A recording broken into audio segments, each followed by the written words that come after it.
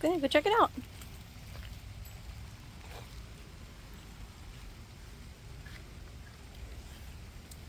Oh boy. We're doing a little rain walk. Dara is terrified of the rain in most cases and will not have anything to do with going outside in the rain, which creates issues obviously with going to the bathroom. I mean, he won't go in the house, but he will withhold longer than he should because of the rain. And so wanting to work just a little bit on that discomfort, because he is a rescue who was not socialized at all during his critical period to quite literally anything. He's a COVID pup, but including just normal things like exposure to rain. So he has this fear of the unknown and fear of things that just don't quite make sense to him because he wasn't socialized to them at a young age. So we have learned to kind of communicate with each other how he can feel a little bit more comfortable in the rain to just to be able to go out to go to the bathroom. Obviously, I'm not leaving him outside. I'm talking about going out with him to go potty. And a strategy that I have figured out with him is that he is far more willing to go out front in the rain to go potty than out back. And so it kind of led me to examine that and think about why that is. And it's actually, here you go, buddy. There you go.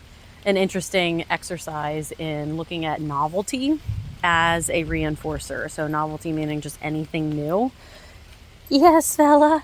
So he spends a lot of time out back. We have a big fenced yard, lots of gardens, just really enriching place. So he spends a lot of time out back, and he doesn't spend as much time out front because the front of our yard isn't fenced. So when he's out here, he's obviously monitored either on leash if he's off leash. I am wearing the leash and I am monitoring at all times and using good judgment as a professional trainer. So out front here, he actually likes it a lot more, purely because of the novelty of it.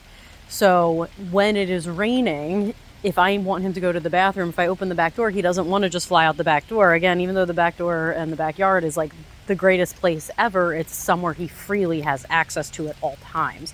The front yard, even though it's far smaller and really doesn't have nearly as much for him, and he has to be heavily monitored out here, it still has this added appeal because it's novel. He does not get as much time out here. So when it's raining, I have found that even if he won't go to the bathroom out back, and I'm getting concerned because I know he's withholding that, if I let him out front, he will fly right out the door and use the bathroom in the rain.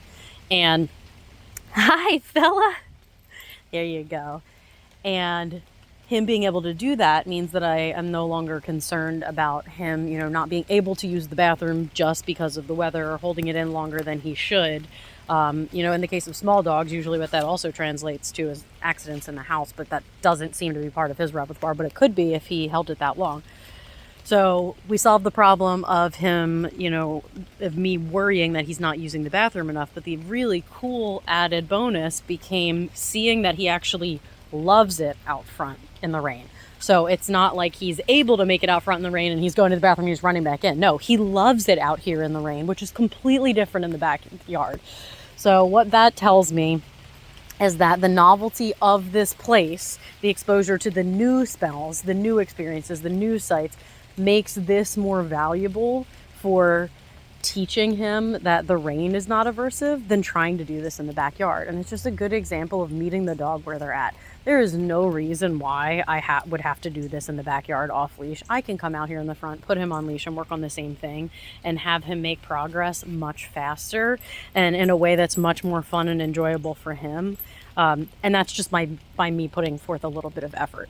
I find that things like this in the training process, especially when we're looking at reactivity, fear, aggression, anxiety, finding out what makes the difference for an individual dog is how you get the best results. It is not having the most rock solid training protocol that works for everyone. It is not about finding a strategy that is going to be better than anything else in all situations. It is quite literally about knowing the dog and what motivates the individual dog. Good job, fella.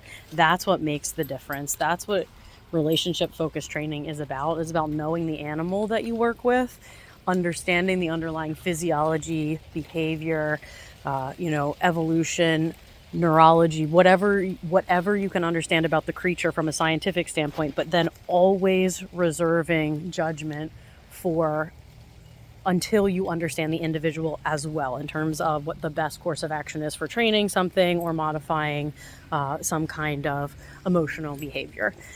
So that's my soapbox, and that's a Corgi in the rain. And I'm no longer feeding, and I can't get him inside. I mean, I could, but you know what I mean by that. He wants to be out here. I am not forcing him to be out here. He is sniffing everything and is so excited about the smells in the same way he's normally excited about smells, except when it rains. Normally he's terrified. Seeing this dog out here, happy, in working mode, sniffing around, looking for food. He used the bathroom already in a speedy way. That tells me that I'm doing something right. So again, know your dog, especially with the emotional behaviors, because there you go, fella. They are all different in what motivates them. They all learn best by having that connection, but know the individual dog for what may or may not work. Oh, good job, do your sniffing. And for how you meet them halfway. Meeting them halfway, giving them a little bit of control brings more autonomy to them, and that allows them to feel more comfortable in their environment. Good job, buddy. You ready to go inside? That's a good boy. That's a good boy.